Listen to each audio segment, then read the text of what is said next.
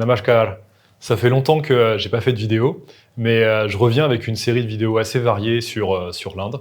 Et on reprend aujourd'hui avec une histoire absolument incroyable dont vous n'avez jamais entendu parler, qui est l'histoire de la démonétisation en Inde. C'est une grande histoire. On va passer par des épisodes de manipulation de masse, de combat du terrorisme, des mafias et de la corruption, de comment on échafaude un plan politique sur des années et des années. C'est peut-être la plus grande opération politique de ce début du XXIe siècle. Et c'est quelque chose qui est très peu connu en dehors de l'Inde. J'ai jamais vu un article complet, une vidéo faite sur ce sujet-là. Donc je vais vous raconter cette histoire absolument extraordinaire aujourd'hui. Et il y aura deux histoires, la grande histoire politique, et puis aussi comment moi et mes amis l'avons vécu, un Indien parmi plus d'1 milliard d'autres. Donc vous aurez les deux éclairages sur cette histoire absolument passionnante. Au début, peut-être que vous verrez pas trop où je veux aller, mais vous allez voir, c'est le genre d'histoire qui met un petit peu de temps à comprendre, il faut poser quelques fondations, mais le résultat est absolument spectaculaire. Alors, pour commencer, on va se replacer en 2014, en Inde.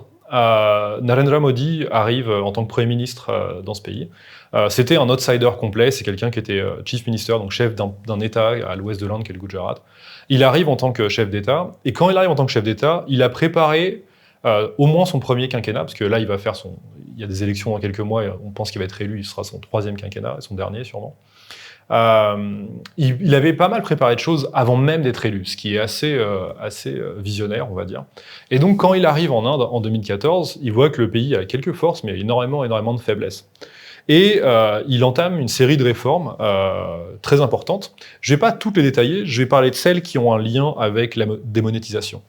Donc la première chose qu'il réalise, c'est que les Indiens n'ont pas de papier d'identité, en général. C'est quelque chose que j'explique souvent à mes élèves. Pour être une grande puissance, il faut maîtriser son territoire et sa population, quelque chose de très important. Si vous ne savez même pas combien il y a d'habitants dans le pays, où est-ce qu'ils vivent, qui ils sont, ainsi de suite, c'est difficile de diriger un État aussi grand que l'Inde. À l'époque, maintenant c'est le pays le plus peuplé au monde, à l'époque c'est déjà le 2e quand même. Et donc il se dit, voilà, si on regarde, dans les pièces d'identité qui existent, il y a le permis de conduire, peu d'Indiens l'ont, c'est une partie plutôt aisée de la population qui a un permis de conduire. Le passeport, encore une fois, une partie un peu aisée de la population qui a accès à un passeport. Et la PAN card. La PAN card, c'est un document qui sert à payer des impôts quand vous avez un business, ainsi de suite. Encore une fois, et d'ailleurs, des gens comme moi ont ces 3 papiers-là, mais ça couvre une partie, surtout à l'époque, ça couvrait une partie assez faible de la population. Le reste de la population n'avait pas vraiment de documents d'identité. Il existait des registres de naissance, quelques registres d'éducation, ainsi de suite, mais c'était très disparate et c'était pas du tout satisfaisant pour lui. Donc il se dit, voilà, je vais créer un document d'identité. Il y avait un projet depuis 2002 qui existait, mais c'est souvent ce qu'on dit de Modi, c'est pas quelqu'un d'extrêmement créatif, c'est pas quelqu'un qui vient avec des idées révolutionnaires. Sa force, c'est de pouvoir les exécuter. Donc il va prendre les meilleures idées, d'ailleurs souvent dans l'opposition, souvent les bonnes idées viennent de l'opposition en Inde, mais lui, c'est la différence, c'est qu'il sait les exécuter. Et donc il crée un document qui est la Aadhaar Card. Alors la Aadhaar Card, c'est une pièce d'identité indienne, je peux vous montrer, j'ai pris la mienne ici, hop, je peux vous montrer sans mettre le numéro, donc ça ressemble à ça, c'est une pièce d'identité en format carte de crédit.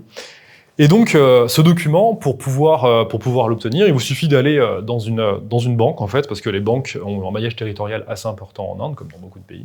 Et donc vous alliez à la banque et vous donnez quelques informations sur vous-même, et on captait une grosse partie de vos données biométriques. Donc on prenait toutes vos empreintes digitales, on faisait un scan de votre visage et on prenait vos empreintes rétiniennes.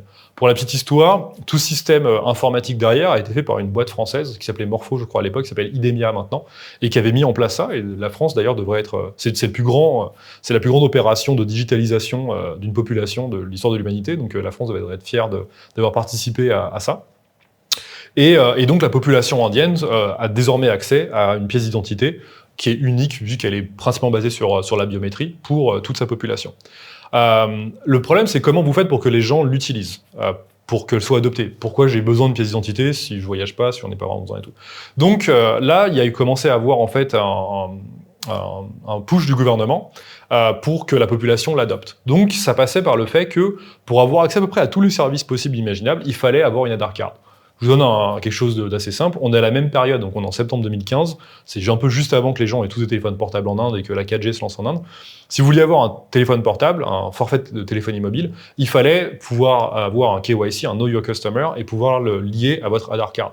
Pareil pour tous les services gouvernementaux, pareil pour tous les abonnements, tous les services, ainsi de suite. Il fallait avoir en fait cette Aadhaar Card. Donc les gens, soit ils arrêtaient d'utiliser les services qu'ils avaient actuellement, ils pouvaient plus avoir des aides sociales et ainsi de suite, donc ils devaient avoir ce document-là. Donc les gens se sont mis à l'avoir. Je fais partie de ces gens-là, donc vous alliez, preniez un rendez-vous, tout était gratuit, ça allait très vite et vous obteniez votre carte. En plus de ça, quelques mois après, la carte était valide même sur votre téléphone. Donc il y a une app qui s'appelle My Aadhaar que j'ai sur mon téléphone et je peux prendre l'avion juste avec mon téléphone. J'ai pas besoin en fait, j'ai le document physique au cas où j'ai pas de batterie quand je voyage, mais sinon je peux parfaitement me déplacer, justifier de tout sans avoir le document sous forme de format carte, je peux l'avoir complètement digitalisé. Et donc l'Inde devient, en quelques mois, un pays où le gouvernement n'avait aucune idée de qui était sa population, à un pays où, globalement, la population devient assez cartographiée. Et aujourd'hui, tout le monde en Inde a au moins cette pièce d'identité-là. L'Inde a une très très bonne vision de sa population. Donc on avance un petit peu. On arrive à un stade où la population indienne, en quelques mois, crée 1 milliard en fait, de gens obtiennent un papier d'identité.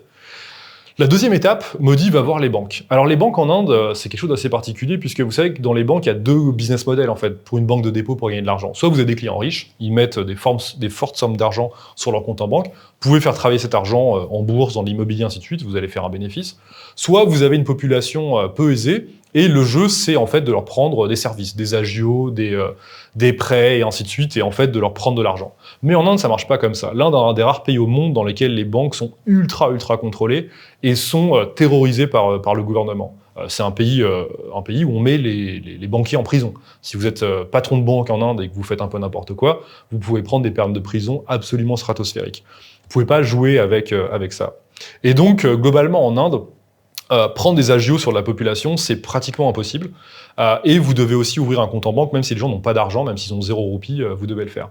Et donc à ce moment-là, la seule technique des banques qu'ils avaient pour refuser d'ouvrir des comptes, en fait, pour eux, ça leur faisait perdre de l'argent d'avoir des gens qui payaient pas d'agio, mais qui n'avaient pas beaucoup d'argent sur les comptes en banque, ça leur servait à rien. Ils voulaient juste des gens qui avaient des moyens.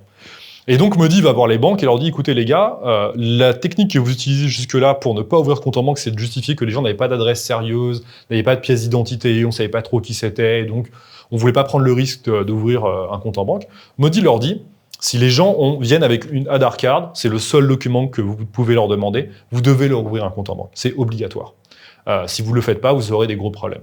Et donc, du jour au lendemain, les banques deviennent obligées d'ouvrir des comptes en banque à toute la population indienne.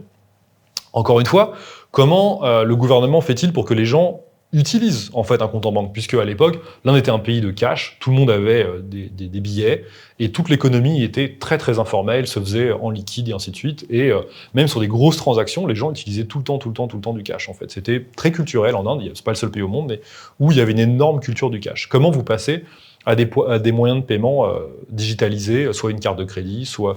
En Inde, il n'y a pas de carte de crédit, justement, puisque vous pouvez pas avoir d'argent, c'est une carte de débit, on appelle ça une debit card, soit par les multiples apps qui existent pour payer avec votre téléphone.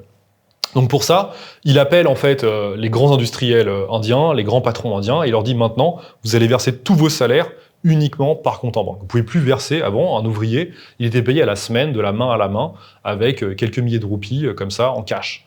Donc maintenant, les Tata, les Ambani, les Adani, ainsi de suite, les grands businessmen indiens doivent payer tout le monde sur un compte en banque. Pareil pour le gouvernement, le plus grand employeur d'Inde, c'est le gouvernement indien en général, le ministère des trains, le ministère des routes et ainsi de suite, a des millions d'employés, et donc ces gens-là se retrouvent à être payés directement sur un compte en banque.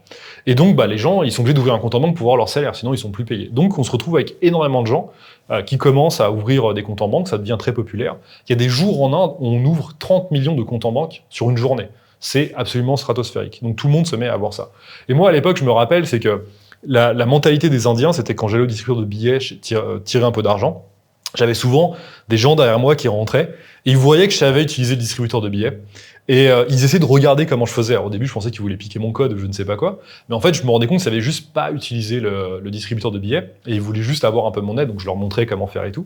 Et du coup, ce que je voyais, ce qu'ils faisaient, c'est qu'ils avaient reçu leur salaire, ils tiraient tout leur salaire d'un coup. Parce qu'ils étaient pas à l'aise, en fait, d'avoir leur argent sur un compte en banque, ils voulaient avoir du cash. Donc, le jour où ils étaient payés, ils allaient au distributeur, ils tiraient tout leur salaire et ils repartaient avec. Maintenant, ça a bien changé. Il n'y a plus beaucoup de cash en Inde, mais on le verra dans la suite de l'histoire. Mais globalement, voilà, c'était la population indienne s'est mise à se bancariser énormément. Aujourd'hui, l'Inde est un pays ultra bancarisé, notamment aussi le fait que les femmes aient accès à des comptes en banque, que les gens qui avaient un niveau d'études pas très haut et qui du coup étaient vraiment dans un monde où il n'y avait que du cash et accès à un compte en banque. Donc voilà, l'Inde est devenue un pays très bancarisé, où les gens, ça devenait très commun dans les années de 2015-2016 d'avoir un compte en banque. On arrive à une autre étape, là ça devient assez intéressant. Vous allez voir, je vais parler de quelque chose qui peut paraître un peu hors sujet, mais qui ne l'est pas du tout. C'est que en Inde, il y a une croyance sur les mariages qui est que quelques jours après Diwali, il y a une journée qui est très auspicieuse pour les mariages. C'est une superstition, on va dire, et vous savez que ce jour-là, c'est un jour où les gens aiment bien se marier, c'est un jour auspicieux, en fin d'année, en novembre, où les gens, voilà, c'est bien de se marier ce jour-là. Et donc, on est en 2016, donc il arrive au pouvoir, il a mis en place cette Aadhaar Card, il a fait en sorte que tous les gens aient des comptes en banque, tous les gens aient un papier d'identité et des comptes en banque. Et donc, il prépare une opération très spéciale entre lui, le patron de la RBI, la Reserve Bank of India, le ministre qui est décédé depuis de l'économie du pays de l'époque, Arun Jaitley, et 4 bureaucrates. Donc, ça rentre dans cette pièce ici, à une toute petite équipe de personnes pour faire un plan qui va faire trembler l'Inde. Et c'est super important parce que vous savez que moins il y a de gens qui sont au courant de quelque chose, moins il y a de chances que ça fuite en dehors. Et c'était leur priorité absolue, c'était que personne ne soit au courant. Et donc, pour cette date du 8 novembre 2016, ils savent que toute la population indienne sera un mariage. Parce que qu'est-ce que ça fait d'avoir un jour auspicieux pour les mariages? Ça fait que dans tout le pays, les gens vont plutôt essayer de se marier ce jour-là. Donc, quand vous prenez les grandes familles de business et ainsi de suite, ils vont marier leurs enfants, leurs filles, leurs garçons ce jour-là. Mais même si vous êtes dans un petit village au fin fond de nulle part, c'est le jour où, en fait, les gens vont vouloir se marier. Et ce qui fait qu'à tout niveau de la société, c'est souvent les gens qui ont le plus de moyens qui se marient ce jour-là. Parce que le prix d'un photographe, le prix d'un service de traiteur, le prix d'une salle des fêtes, le prix d'un hôtel et ainsi de suite, tout est beaucoup plus cher. Il y a une sorte de surenchère des prix ce jour-là. Donc, il faut avoir les moyens de pouvoir se payer là. Et encore une fois, ça peut être le palace de Mumbai qui va être très cher, mais aussi la salle des fêtes du village qui va être plus chère. Donc, ça va être la famille la plus riche du village souvent qui va avoir accès à cette chose-là. Vous savez à quel point les Indiens sont fous sur les mariages, c'est quelque chose d'assez connu. Donc c'est un jour où tous les ans, le pays entier est un mariage. Donc soit vous vous mariez, mais surtout, comme les Indiens invitent entre 300 et 10 000 personnes à un mariage, vous savez que ce jour-là, vous serez à un mariage souvent en tant qu'invité. Et donc, ce jour-là, tout le monde va à un mariage. Alors si je prends mon histoire à moi, j'allais à un mariage ce jour-là. Donc, qui était à Udaipur. Donc, je vais à Jaipur où se trouve mon associé. Et on prend une voiture et on roule en plein milieu du désert, Jaipur, direction Udaipur, pour le mariage d'un ami. On arrive donc le 8 en milieu d'après-midi à Udaipur, et notre ami avait loué un endroit incroyable avec plein de bungalows. Il y avait une centaine de bungalows, et donc moi et mon pote, on se retrouve dans un bungalow, on partage un bungalow tous les deux. On rentre, on va pour se changer, il commence, il se change, il sort de la salle de bain, et il a son téléphone comme ça, et il me dit l'argent n'a plus de valeur en Inde. Et je regarde, c'est ce genre de phrase qui est un peu bizarre, je fais, qu'est-ce que tu racontes? Il n'y a plus d'argent en Inde. Mais encore, et en fait, donc on regarde l'article ensemble, et en fait, on n'arrive même pas à comprendre ce qui se passe à ce moment-là. Qu'est-ce qui se passe? Le matin, en fait, du 8 novembre 2016, Modi convoque une grosse partie du gouvernement et essaie de s'assurer que le gouvernement soit dans les parlements, dans des bâtiments officiels, et ainsi de suite, et les fait contrôler par l'armée et la police, pour être sûr qu'il n'y ait pas trop de fuites à ce moment-là. Il y a même des endroits où on confisque leur téléphone, leur iPad, et ainsi de suite, pour être sûr qu'ils ne puissent pas communiquer à ce moment-là. Il y a des gens à l'époque, des hommes politiques, qui pensent que l'Inde va rentrer en guerre avec le Pakistan, ce jour-là, en se disant, ok, s'il y a tant de sécurité et il y a tant besoin de contrôler les hommes politiques, c'est pour qu'il n'y ait pas de fuite. Et le scénario le plus logique en 2016, ce ne serait pas le cas aujourd'hui, puisque la situation est complètement différente, mais à l'époque, c'était que l'Inde allait attaquer le Pakistan. Du coup, les gens étaient en train de se faire plein de scénarios dans leur tête, ainsi de suite, et ça devenait une situation assez étrange. Fin de journée, je crois que c'était à 19h, le chef d'État indien arrive à la télévision et donne un speech légendaire où, très simplement, il explique que les billets de 500 et 2000 roupies, donc les deux billets qui ont un peu de valeur en Inde, après c'est les billets qui n'ont vraiment pas de valeur en Inde, n'ont plus aucune valeur. Et donc c'est ce qu'il dit à la télé, ces billets-là n'ont plus de valeur, ils valent plus rien. C'est déjà très compliqué à comprendre. Et du coup, il explique, voilà, vous pouvez aller à la banque demain et les changer, vous pouvez les rendre, et ils seront crédités sur votre compte. Mais en soi, ils ne peuvent plus être échangés, ils n'ont plus de valeur directement en tant que billet. Et du coup, c'est un tremblement de terre dans le pays, en fait. Donc les gens qui ont beaucoup d'argent en cash chez eux commencent à comprendre ce qui est en train de se passer. C'est que demain, ils vont devoir aller à la banque et déposer leurs billets, mais peut-être qu'ils n'ont pas de justification pour ces billets-là.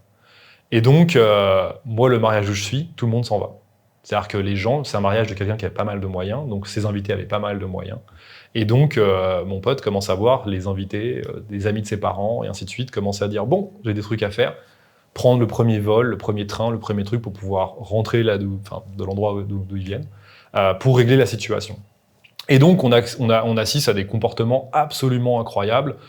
Les boutiques de luxe comme Vuitton, ainsi de suite, tout le monde achète tout directement, essaye d'acheter tout ce qu'ils peuvent de cher directement, parce qu'ils se pensent qu'une montre Rolex aura peut-être une valeur, quoi qu'il arrive dans le temps, donc ils essayent de faire ça. Et il y a beaucoup de gens qui se disent, il faut qu'on détruise le cash, parce qu'on sait ce qui va se passer demain. Et donc, les gens vont dans la forêt, mettent des montagnes d'argent, mais des fois des dizaines de millions d'euros, et brûlent cet argent-là, prennent des sacs de sport, les balancent dans les égouts, ils savent que maintenant, l'argent en liquide, si vous en avez beaucoup et qu'il n'est pas légal, vous allez avoir d'énormes problèmes. Et donc, tout le monde essaie de détruire l'argent comme il peut, de s'en débarrasser. Il y a des gens qui ont beaucoup de moyens, ils remplissent des jets privés avec tout le cash qu'ils ont et ils partent pour des pays un peu plus loin, vous voyez, vers l'Asie, en essayant, peut-être qu'ils auront une solution dans ces pays-là pour le changer d'une manière ou d'une autre. Il y a des gens qui remplissent des 4x4 de cash, ils retournent dans le village d'où ils viennent, donc qu'ils avaient quitté il y a 30 ans, ils essayent de donner 20 000 roupies, 200 et quelques euros à chaque villageois de leur village, en espérant que chacun puisse aller le déposer le lendemain et que ça ne se voit pas, et ainsi de suite. On est en Inde, hein, forcément quelqu'un va parler, et le gars va se faire avoir le lendemain. Et donc ça devient une situation où tout le monde court dans tous les sens, ainsi de suite, et tous les gens qui ont de l'argent en liquide dans le pays ont des réactions absolument disproportionnées et incroyables. En fait, qu'est-ce qui se passe le lendemain? Il y a 3 cas de figure. Le premier cas de figure, c'est vous n'avez pas beaucoup d'argent à la maison, ou vous en avez, mais il est parfaitement déclaré, il n'y a pas de problème. Ce qui était mon cas, par exemple. J'avais l'équivalent de 1 000 euros en liquide chez moi, parfaitement déclaré, donc ça ne changeait rien pour moi. Je savais que je pouvais aller à la banque, j'ai un compte en banque, je peux le déposer, ce sera crédité sur mon compte, et je pourrai après le dépenser avec mon téléphone ou avec ma carte de débit. Et donc, ça ne change pas grand-chose pour moi. Bien sûr, forcément, on est en Inde, donc les 3 semaines qu'on suivit, les files d'attente devant les banques faisaient 4 heures. Donc, heureusement, j'avais suffisamment d'argent pour vivre d'ici là. Donc, je ne suis pas allé à la banque pendant 3 semaines. J'ai attendu un peu que tout le monde ait pu le faire. J'ai vécu sur ma carte de débit pendant 3 semaines. Et puis après, je suis allé déposer les 1 000 euros que j'avais chez moi. Il y a un deuxième scénario, c'est que vous avez beaucoup d'argent en liquide chez vous et vous êtes un businessman. C'est-à-dire que vous avez un restaurant, vous avez une entreprise et vous n'aimez pas trop payer vos impôts. Vous aimez bien, voilà, pas tout déclarer, le mettre de côté comme ça. Il y a des impôts assez importants en Inde, les gens ne s'en rendent pas compte. D'impôts sur les sociétés, par exemple, même d'impôts sur le revenu. 25, 30%, ainsi de suite. Et vous voulez ne pas les payer, donc vous travaillez beaucoup avec du cash et vous ne déclariez pas ce cash-là. Pour vous, ça va. Vous pouvez aller à la banque, le déposer, et juste ça va rentrer dans vos relevés fiscaux, et donc vous allez vous faire taxer sur cet argent-là. Donc vous allez perdre les impôts dessus. Mais ça va encore, il n'y a pas de prison liée, le gouvernement avait dit on vous chassera pas, ainsi de suite. Ça va pour vous. Donc ces gens-là, ils n'ont pas cherché à détruire leur cash, ça servait à rien. Ils sont juste rendus compte qu'ils s'étaient fait attraper par la patrouille et qu'ils allaient devoir payer leur impôt sur l'argent qu'ils avaient en liquide chez eux. Bon, c'est comme ça. Ils doivent rentrer dans le rang. Mais après, il y a le troisième type de personnes. Et là, c'est un autre type de personnes. C'est les gens qui ont beaucoup d'argent chez eux en cash, mais qui n'ont aucune justification pour avoir cet argent-là. Pensez à un homme politique. Pensez à un bureaucrate. Vous avez un salaire de 500 euros par mois. Votre métier, c'est de délivrer des permis de construire. Mais vous avez 700 000 euros en liquide chez vous. Comment vous justifiez ça? C'est de la corruption. Et là, pour vous, c'est très très compliqué. Et des gens comme ça, il y en avait beaucoup, beaucoup, beaucoup en Inde. Et donc ces gens-là, c'est ceux qui ont le plus eu peur, qui ont le plus eu de réactions disproportionnées. Et dès le lendemain matin, pendant les mois qu'on suivit, les services fiscaux indiens et la police, en fait, rentraient chez les gens, et ils savaient, en fait, les gens qui essayaient de vider du cash ou qui en avaient, ils avaient déjà beaucoup de soupçons, et ils arrêtaient tout le monde dessus. Si je prends moi, dans la rue qui est juste là, il y avait un gars, il avait 4 milliards de dollars en cash chez lui.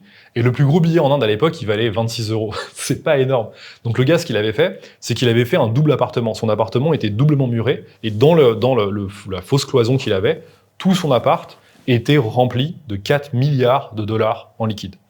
Et je sais pas si c'est un bon isolant, mais c'était assez incroyable. Il y a des photos des policiers où ils ont des sortes de bassines Ikea là, remplies de billets, parce que ça prend un volume incroyable. C'est pas comme les billets de 500 €. Hein. Ils sortent avec ça avec un grand sourire. J'ai un autre voisin un peu plus loin. Lui, il savait qu'il avait beaucoup de choses. C'était un ministre, hein, du sud de l'Inde.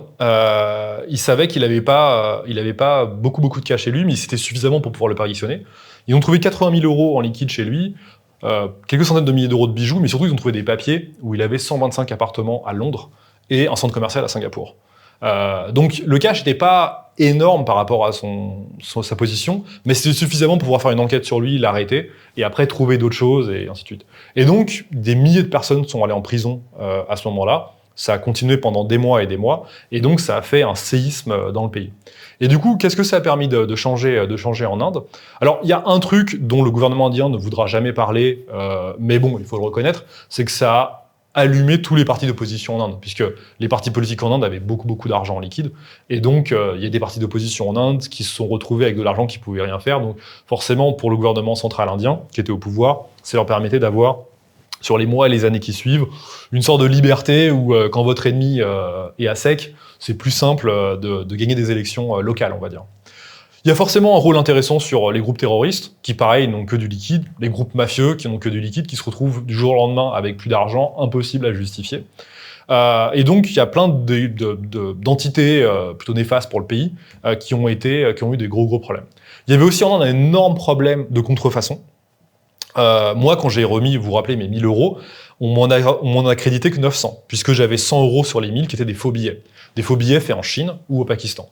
En fait, le Pakistan avant, et les billets indiens n'étaient pas très sécurisés, contrairement aux nouveaux billets qui sont plus proches des billets européens, qui ont plein de bandes de sécurité, ainsi de suite, qui ne sont pas faits dans des papiers, mais qui sont faits 100% en coton. Donc c'est beaucoup plus compliqué à contrefaire. Mais le Pakistan faisait des vrais faux billets indiens. En fait, il y avait eu dans le passé des gens du gouvernement indien qui avaient vendu des vraies machines à des groupes pakistanais, et donc eux, en fait, tiraient des billets qui étaient qui étaient très difficiles à repérer, et donc il y avait dans l'économie indienne énormément de monnaie contrefaite qui venait du Pakistan et de Chine. Et donc ça a permis de nettoyer aussi ce pool d'argent. Mais au-delà de ça, je pense qu'au-delà d'avoir créé en fait assaini un peu l'économie du pays, ça a surtout fait un symbole, ça a surtout créé un choc émotionnel énorme en Inde. C'est qu'il y avait plein de gens, ils se rendaient même pas compte qu'ils étaient corrompus. C'était tellement normal, c'est tellement de logique. Quand vous étiez corrompu, votre patron vous demandait un peu d'argent, le patron de votre patron, ainsi de suite. Donc en fait, ça a engraissé tout un système qui trouvait que c'était normal. Et surtout, ça a montré en fait que Modi était capable d'exécuter des plans de manière incroyable dans un temps très court. Et donc, ça a positionné en fait son image de chef d'État ultra puissant et ultra visionnaire, capable d'exécuter des plans d'ampleur, parce qu'en Inde, encore une fois, à l'époque, on est déjà plus d'1,3 milliard d'habitants. Donc c'est un niveau, c'est 3 fois la population européenne.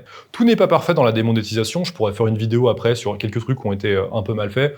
Un des exemples, c'est qu'ils ont réinjecté des nouveaux billets après.